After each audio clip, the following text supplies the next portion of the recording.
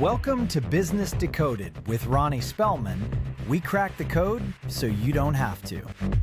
Welcome to the Business Decoded podcast with Ronnie Spellman. We try to bring you exciting information about business leaders around the globe that are doing something really special in their industry or within the way that they operate their business. I'm excited to have a couple that's created an independent movie production studio all the way from Canada. Rebecca Roberts and Kurt Szarka, welcome to Business Decoded. Thank you Hi. so much. Thanks so much for Yeah. having us. Thanks for having us. Now, we've had a couple of wonderful conversations, and I came across your organization through a mutual friend. And what you're doing is absolutely amazing with your business. So you tell me about your company. Your company is ReadyMade Productions.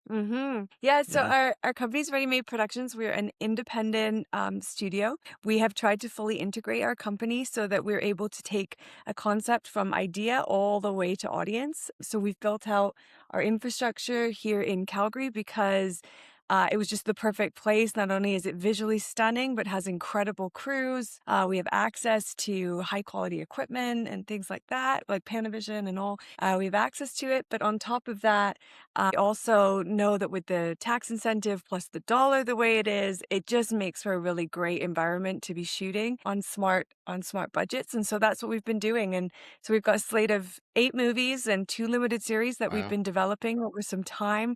We just shot our debut feature as sort of our trial into the industry, Right. and it went really well. And so we're just continuing to build out and grow. And although we're at the beginnings of our journey, we definitely have now built up an incredible team up here. So I very want to proud. come back to kind of the mechanics of the business. And I've met with quite a few people in the movie industry, and it's really exciting. I met with 2 or 3 people, and to hear their stories, a lot of them moved, or some of them moved from LA to Texas, and then others are still in LA. So just to hear their global perspective on the industry is really exciting. Even like India and how big of a movie production industry or film production industry they have. And then, of course, Georgia and, of course, Canada is just doing a lot of production. But how did you end up getting started in your careers? I think, if I remember correctly, Kurt, you have a degree in a finance arena, right? In economics, Right. yeah. So I took a little less of a traditional route. Yeah, so I went to university, studied economics. I always had a real strong interest in film growing up all throughout school. I took some drama courses on the side when I was at university, but I really kind of got into it a bit later when I was I was always studying on the side. And then after my economics degree, I went and I worked on the trading floor for a couple of years Okay. in the industry, um, in corporate. So you were a And then, legitimate finance guy working on the trading floor. yeah, somewhat. And then, yeah, I was still studying acting at night, and I Okay. was really, but finally I decided that I wanted to do it full time, and it was such a passion of mine that I went and I moved out to Vancouver where there's a lot of filming going on, Nice. and yeah, and I got work as an actor Wow. and started doing that for a while. But I really just always had I've always had this drive to be a business owner as well. And Right. I love business. I love economics. And so I started looking at it and I really wanted to own my own company and understand the economics of the film industry Right. and bridge that gap. Because there's tons of brilliant creatives, and then there's a lot of good business people in film, and wanted to we wanted to do something that kind of brought that together. Right. And so I wanted to bridge that gap, understanding the creative element, but also understanding the economic side. Right. And so so it kind of happened organically. I've just always been, you know, So been driven that way, I guess. so Kurt, were you involved in high school as well, or earlier than college, or was it truly just college that you found an interest in it? It was mainly college. Okay. Very I cool. had done a little thing, throughout grade school, throughout high school, but not a ton, to be honest. It was really, really throughout college that I really, started to get back to it again. I played a lot of sports growing up, Right. and that occupied a lot of my free time. And so, Yeah. So when I really was able to take these courses on the side at university, and it really drew me back, and it really got me That's involved. cool. And then Rebecca, you're a producer, writer, and an actress. So you were legitimate. Did you grow up acting as well from very young, or did you find it later as well? Yeah, for me, I grew up in England. Parents both loved music. My dad owned music stores. So I grew up around the arts in some capacity. Very My cool. sister's an incredible musician. And so I think art just was a form of expression. I started out as a dancer. I was a Oh, competitive wow. dancer. So that kind of just slowly, I always wanted to just do as many things in the arts as Yeah. possible. I was very much like, oh, I want to sing, I want to dance, I want to act, I want to learn as many things. And so, yeah, I started at 6, I think, in my Oh, first wow. dance Okay, classes. you're And I young. started yeah, I was young. I did community theater, every kind of theater growing up. And then, yeah, but also really cared about, academics. And I really was somebody who was genuinely torn between either being a lawyer or an artist. It's funny. There's a lot of artists that I speak to that literally say the same thing, that they were Right, like, I couldn't decide between law or art. right. And I wonder if it's because law has storytelling elements to it in some Sure. capacity. It's about piecing things together and, building a narrative in some ways. So I don't know. I decided to do the arts. I got into programs, went to theater school for arts and started in theater, did shows in the UK. I've done shows in Japan. Right, I've toured, did music, did all of that, worked with huge artists on arena tours, and then film just kind of I loved acting, and then film, I loved the fact that it's probably one of the most collaborative forms of art, right. in that True. every single department is so valuable and so important. And so I just fell in love with it. I remember being on my first massive set, and it was Pompeii, and I just Oh, was sitting there wow. thinking, God, this is this is taking theater and going, putting on steroids. This is Right. insane. And everybody's working like one beautiful machine. And And Pompeii was a big production.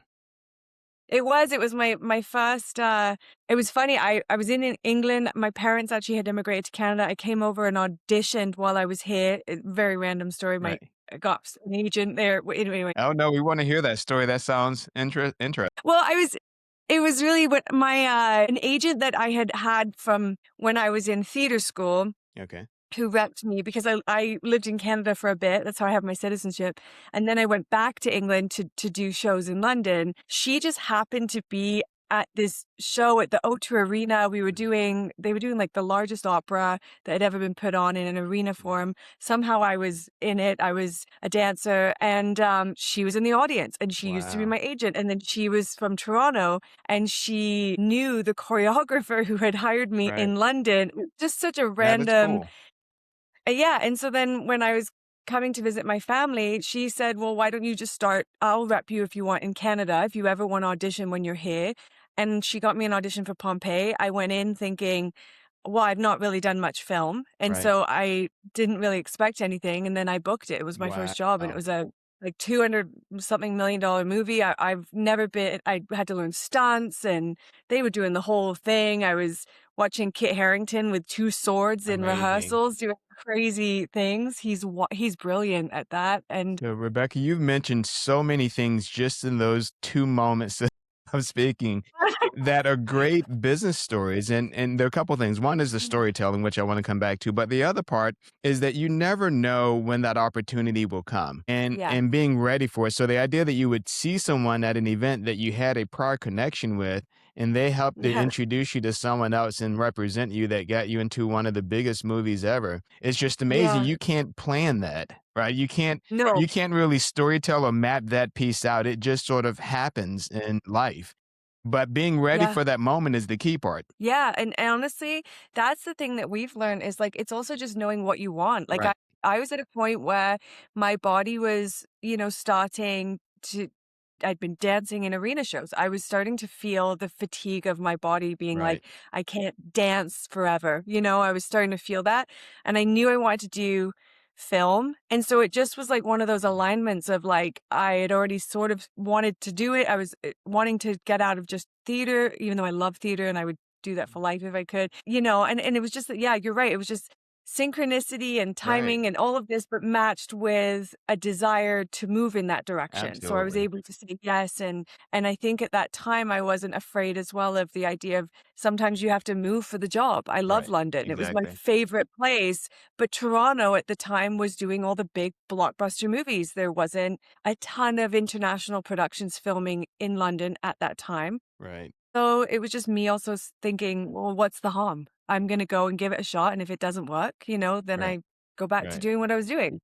I wish I could convey just that message to a lot of people, both in business as entrepreneurs and to Mhm. other people just building a career. Sometimes you just have to be willing to take a gamble and make that analysis. Yeah. Like, what's the harm? It's not going to hurt me if I make a move from the No. UK to Canada. The worst case scenario is if it doesn't work out, I go back home. Right. But there's Yeah. no Yeah. there's no physical harm to your being or anything. It's just you might be out of a few dollars of travel. But being Yeah. willing and prepared to take that gamble is just so critical. Yeah, well, and I think honestly, I agree with that because also even if it doesn't work out in the way you think it's going to work out, the life experience and the Right. ability to understand different markets, like doing theater and acting and all of that in London is such a different world than going to Canada. Same with Interesting. when we were living in, when we're living in LA. I'm like, it's a different market yet again. Like Right. it's understanding. And the more you get access to those markets, Texas, we'd love to come down and explore that because again it's another market that's doing it in a way that is unique and Right. authentic to that market, and it's connecting and learning. It's all learning tools that you have for building your So, company. Rebecca, that's really interesting. And Kurt, I'm not leaving you out, buddy. I have so many more questions. No, I But that's I'm intriguing. enjoying it. What are some of the differences in that industry between the UK and Canada and LA? How that kind of stands out, whether it's the film industry, even dance industry, but the arts and entertainment industry. What are some of the uniquenesses between the two or the three different cultures? I think that the biggest thing I would say, this is just my opinion. Right. Everybody's going to have their own opinion. For me, when I was growing up in England, like we see the arts as a craft, as something Okay. that is a very honorable, traditional thing. Shakespeare, all like it's very valuable. We treat it with an incredible amount of artistry and craft. Is the way. Right. That's my one word I would say in London. It's craft in the sense that it's never been. When I knew even if they were actors working on big shows, it was less about the money they were earning and it Right. was about creating characters and delving into worlds. I'm not saying that's everybody, but as a consensus, that was my experience. It was very much about craft first and then the commercial aspect second in Right. some ways. As an artist on the ground, I'm sure the big corporations, it was very different, but that was sort of my feeling of it. Also, there was less access in a government backed system like the BBC and all of that to huge, high budget things. That's obviously changing right now because they've given an insanely brilliant tax Right. incentive. I think it's 40%. Wow. And so they have drawn everybody. Everybody's going to London now. But I would say craft, when you think of, if you ask an artist where are the best actors in the world, they're going to say New York and London. Oh, interesting. That's probably what they're going to say to you. And it doesn't mean there's not insanely brilliant artists everywhere, Sure. but just as a rule of thumb, they think of high quality artists coming from London. That tends to be the perception, I would say. Right. Canada has incredible talent. I actually think it's the most undervalued talent pool in the sense that we have it here and there's just, I think, less awareness about it because Canadians are a bit more, I think, not shy about it, but not as Modded. brash about here we are Right. and this is what we do. I think it's undervalued in that way. And so for me, Canada is very much a service provider industry in the sense that so much of the work, even when I'm working on Pompeii or when we were doing series for the CW, we're working on massive American shows. And so we are always those pieces of the puzzle that come in to join an existing system. Okay. Interesting. So, which is great as an artist. It's hard because you're always trying to fit into that jigsaw puzzle Right. that already exists. There is some incredible Canadian work that's being made. It's amazing. It just needs, I think, to be supported to be more on the international stage. Right. That's something that we as a company really are focusing on. But that's what I think about Canada. And then in the Interesting. States, I just think money, swing for the fences. Right. There's no glass ceiling in many ways. There's just opportunity. I think that in the States, it's branding, it's understanding marketing. It's this whole machine. It just feels like this That's giant so monster. fascinating. I have a Yeah, I was gonna say I have a good friend that was a performer in the musical Cats in Germany back in the late Oh, '90s, wow, yeah. 2000. Yeah, and I think at the time, if I remember correctly, it was the second longest running performance, theater performance in the world, and she loved it. Yeah. And she was telling me that back then they were seen as movie stars, big movie stars, like, it was Yeah. such a big deal to be in the Yeah. theater there, and so it's interesting because it sounds like exactly what you say. There was an appreciation for the art, especially theater art, Yeah. not just film, but theater art, and one of my first early performances, major performances, was The Lion King when it first came out back Oh, in the yeah. '90s in New York. It was incredible, Yeah. absolutely amazing. I think well, and I think theater, I mean, I will say that that's why I tied New York and London together in Sure. that bracket, because I think theater, I mean, we saw it with, not to bring it up, but when Timothy Chalamet made that comment about opera and dance and all of that, Right, and the entire theater community was like, boom, and right. came out.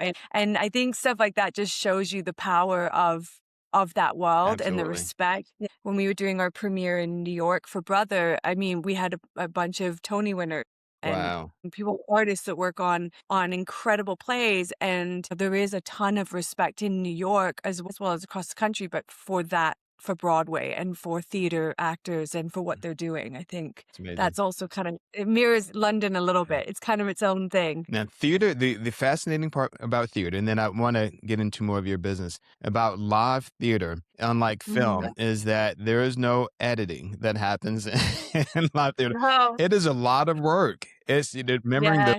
the lines. It's very physical. It's just amazing to watch a theater performer, and film is great, of course, but the theater is just absolutely intriguing. I think that somebody said to me once when I was on a film set that a film set is and it's kind of something that's I've heard a few times, but a film set is sort of an editor's medium in some Right, ways because it's so much of it's about getting all these things and then compiling them. right, Whereas theater is an actor's medium true, or an artist's medium because the moment you step on that set, as long as you've had a great director who's also kind of giving you the pacing and all of that, when you step on to the stage, you set that tone. you You do, hear when those laughs are happening, you right, pause, you move with it. And there's something really beautiful about it becomes this like symbiotic thing where the audience is a participant in what they're absolutely. seeing. Well, And I think that's why it's powerful. it is, and different scenario, but still in the art realm is being a comedian. I can only Oh, imagine because that feedback is so real. If you tell a joke yeah. that you know in your heart is really good and they don't respond, Yeah, I know. yeah, it would be it's the hardest thing. heartbreaking. Yeah, I can't absolutely. though I can't even no, imagine. Right. no. We said that we're like, I will go out and I have sung in front of like 70,000 people on arena tours. I cannot even for the life of me ever bring myself to do stand up Right. comedy. I literally have so much respect because Mhm. I just am like, the nerves, I couldn't imagine putting yourself out there in that way where it's Right. you, it's your sense of humor, you're writing everything. Oh, I have so much A respect for lot of that. lot of I just, vulnerability that happens there. Like you just yeah. Absolutely. You mentioned yeah. you performed in how many you mentioned being on a large music production as well. Can you tell us anything about that? I was really lucky that when I was doing theater, and then I was lucky to work with an artist in the UK called Catherine Jenkins. I got to be her backing singer and dancer Okay. on her Believe tour, and that was just an eye-opening experience to go from, theater productions in where you're even if you're touring, when I was doing some touring shows, they're smaller scale, there's a few thousand people, it's still big, but it's very much, you're there. Whereas when you're doing the arena side of it and it's got all these big, music organizations behind it and fans, and Right. it's a whole other beast. And everything is in service of that brand and that artist, Right. right? It's such a different thing. It's suddenly about, making sure that the audience that's coming, they love this artist. Like in theater, they might love the show, but they don't mind if it's traded out that somebody different's playing a role, or as long as it's authentic to the show, they're fine. Whereas when you're doing stuff like that, like it is all that whole machine is around that artist. And so that was an experience to be like in these massive arenas and Right. it be all focused on that and on one vision Wow. and for her. And I think that it was just very eye-opening. I was blown away by it, the Mm. scale of it. I think Right. it was great to see what can be achieved. You suddenly, when you step into those spaces, you suddenly realize it's not so far away. Like, Right. I think people think it's so daunting and so, it's something we hear on the Overwhelming. radio or we are never a part of, whereas to actually step into that sphere where it's not about you and you're getting to watch it by being in it a little bit, Right. it's really impressive to see. It's just really great people who've See. worked really hard and figured out their business and they're Yeah. doing it in a way that is just so authentic to them and it's working. Right. And so you realize very quickly that you're like, oh, it's a business. It's all being Right. operated as a business. And, Kurt, I'm probably more like you in this realm, which is I can't tell if it's a benefit or not, but when I walked, so I had a chance to attend a concert, Taylor Swift's concert with my daughter. Over 100,000 people were there. And then I've been to a couple of other concerts, Lizzo and Dua Lipa. So Dua Lipa. Yeah. Nice. And Ama- but when I walk in, Curtin, again, you have to correct me if I'm incorrect on this. I appreciate the art, but when I walk in, I'm trying to understand the back end data, like the financial data. If they have 100,000 guests paying an average of this amount, what does it translate? I'm looking at the set and I'm thinking, wow, those are massive, expensive sets. I wonder how long it took them to construct it. Yeah. I mean, I'm admiring the beauty, but I'm thinking behind the scenes, like, wow, that is impressive. Well, 100%. I mean, it's just so much goes into it. And it's like, it's just a giant machine often behind the scenes that no one even realizes. And it's incredible because there's so many people, much like film, there's so many people working behind the scenes to make things happen. And I think, it's so important that everything is working properly in that machine so that the end product that you are seeing when you walk into that stadium or you see the film on television or you see the live theater production, that everything looks seamless, right? But so much has gone into, you're just seeing the tip of the iceberg. Right. Absolutely. And the thing is, like, that artist, like, when you do a show, if something fails and you're in a theater production, you're not a big famous person. You're not, I mean, sometimes there's stars in shows, but if there's a failing of whatever, nobody really puts it on the artist. Whereas when you're doing those kind of shows, something goes wrong, it's immediately, it's the artist that gets the, and so the business behind it, it's what you were saying, it's blending creativity with business.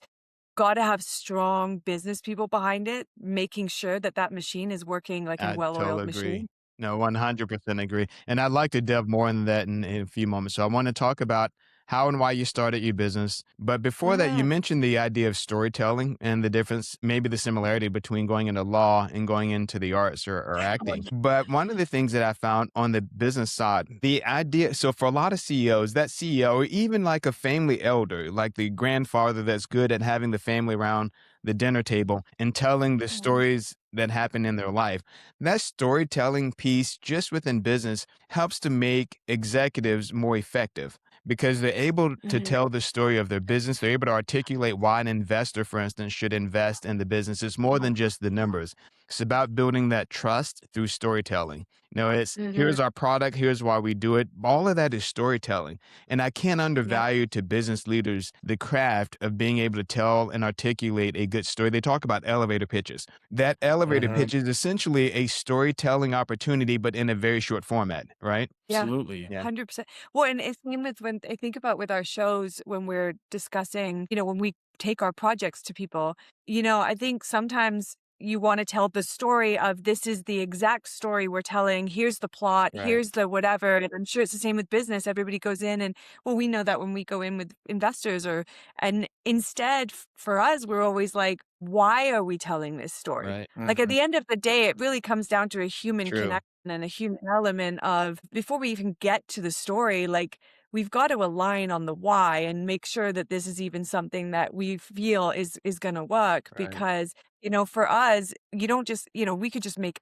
any movie as long as it's a good script, but there's always an element for us of why are we telling this story? Why now? Why our company now? Why does this matter now? And we always kind of come from a place of feeling and how we feel about it and how we're trying to go from there instead of, well, this is the company we have and these are all the things we can do.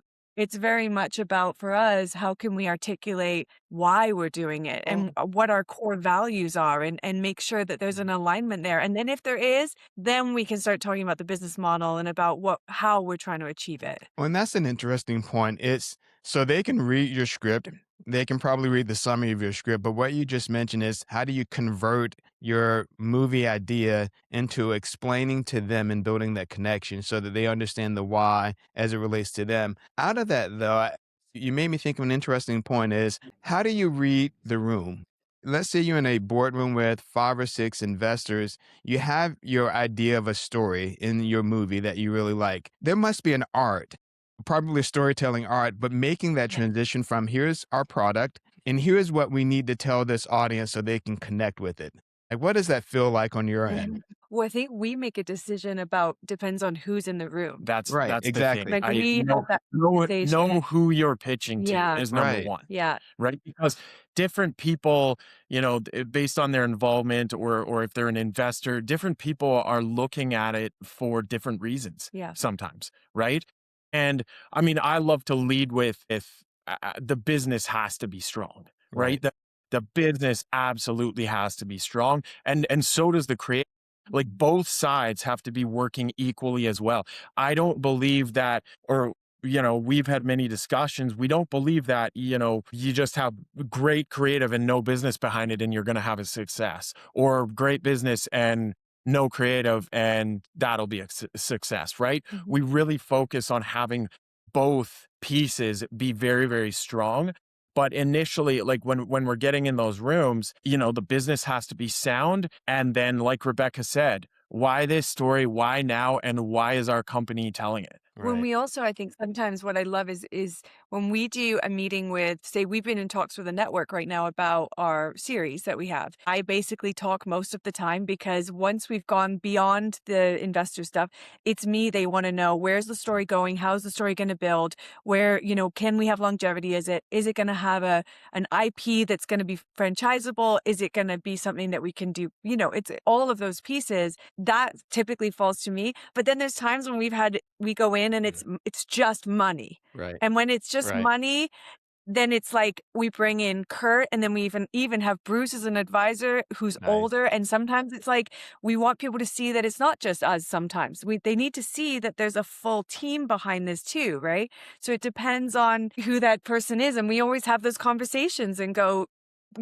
at what point, what are they looking for? Like, what did they need from this meeting too? Did they need to feel assured that although we're a new business, there's people working in our company that have built very successful businesses. So that person needs to also be in the room for Right. that, depending on the conversation. But then there's some conversations with finance where Kurt goes in and that's, we've had guys say to us, I don't know how to read a film script. Like Right.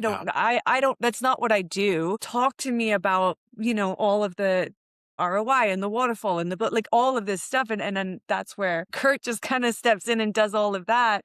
And it's good because they can almost just have a conversation. And then if they have questions, of course I answer, I, but I, we very much come from a perspective of what does this person need from from right. us to feel comfortable. And we don't have an ego about who's the I person that love it. wants to speak or who needs to be there. It's about how can we make everybody feel like they're getting what they need from the meeting as well. So I know we're at the end of our time for this interview, and I want to make sure that on our next program, the next interview I have with you, that we talk more about the origins of ReadyMade and the work that you're doing, the movies that you're doing. But this has been incredible for me. Here's one of the observations that I have just from watching the two of you and listening to the two of you and kind of observing. It is so cool to see how the two of you balance one another from a business perspective. And I think sometimes having the right partners in a business are so critical. And what you just mentioned about not having an ego, like you defer items to him because he's an expert in that area. And then they want to hear from you more about the film piece of it as an investor. And that's so cool. A lot of businesses, they can't really find that right balance. And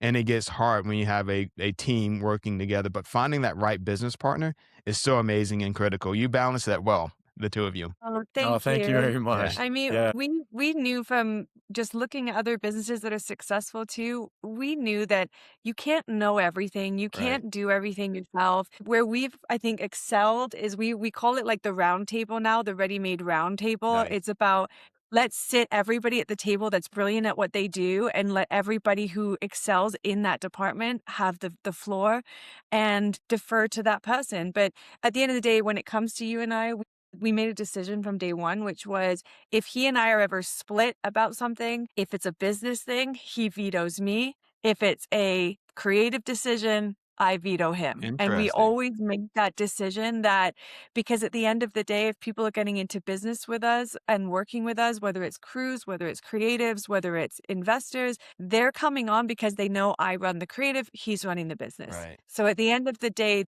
that's what they know. And so was our decision that even if we ever do, we've never really ever done that. I was going to say we've never had that But happen. you always We need hear a each tie other break, out. right? We need a tie break. You always need a tie break. Right. So it's I mean, we're both heavily involved in both sides of the Yeah. business, but it's just that time and a lot of it boils down to trust, right? Right. You've Yeah. got to trust who you're in business with. At the end of the day, trust is one of the most important factors. And so at the end of the day, it's just this trust that we have where we say, okay, you know what, I trust that at the end of the day, if we're in a slight disagreement or whatever, then you Mhm. know what you say goes or what I say goes, and we'll make it work. Right. And we have the same core values. Like we care about our team.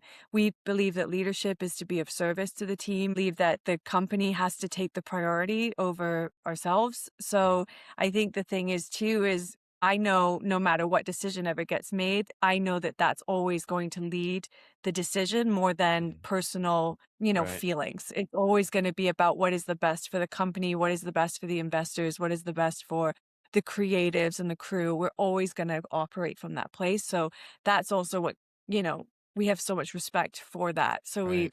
we both know that about each other, I So think. when we come back in our next interview, I want to talk about, we spoke a lot about culture and bartering in the ecosystem that you have. I want to get into some of those details because I think that could be insightful for business leaders, but also people in the film industry. But let's end this interview with some quick notes and ideas and some of your favorites. So either one of you can answer. Favorite sport? I He's gonna stop. gotta go hockey because Okay. it's when I very close football. I mean, I absolutely love both of them, but His family's hockey, in football, so I- like you gotta. I put on my first pair of skates when I was 4 years old, so Nice. I've got to go with hockey. See, your cousin isn't going to be happy with you because he plays football, for the Air Force, right? Right, exactly. Yeah. Yeah. Yes, shout out. He's the QB. He's crushing it. Yeah. Okay. It's a toss up though. I I was like, absolutely love football as "Ooh." well. Yeah.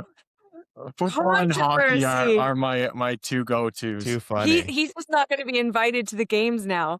All right. Favorite song? Do you have a favorite song? Song. Favorite song? Oh Lord, I have so many. One of your Yeah, that's go-to a songs that you put on either when you're working out or getting ready for a big meeting. Oh, what do I do? What do I listen to? I think it depends on what I'm trying to get hyped up about. If I'm trying to get hyped up, Okay. or if I'm trying to, oh, you know what's a song that actually we both love a lot, or was not just a song, but Garth Brooks Okay. we wrote an entire script because of, oh my God, why is it going out in my head now?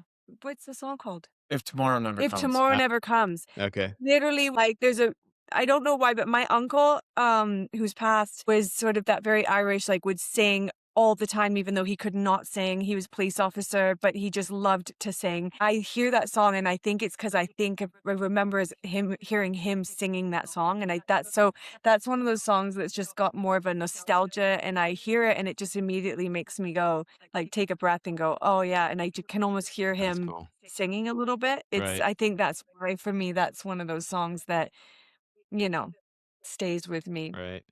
It's It's music's hard to- tough because It is. it's can't say I actually have a favorite because I like so many different genres of music and it depends on how I'm feeling. It's in the moment, and sometimes I can't say I have one thing that I kind of always go back to. I'm kind of always Right. flip-flopping around. I love it. song as well that when we first started. Yeah. Anyway, yeah. No, I'm just remembering now. They're all coming to me. See, we'll have to make a list for the next one. Rebecca and Curtis, quite a pleasure. The owners of Exactly. ReadyMade Productions, you're amazing. I like what you're doing, and I can't wait to talk to you again about the industry, the film industry. Thanks so much. Well, Thanks, thanks for Ronnie. having us Thanks on. for It's been having great us. chatting to you. Well, Thank thank you for joining us on the Business Decoded podcast with Ronnie Spellman. Stay ahead of the curve. Subscribe right now. We will see you at the next episode.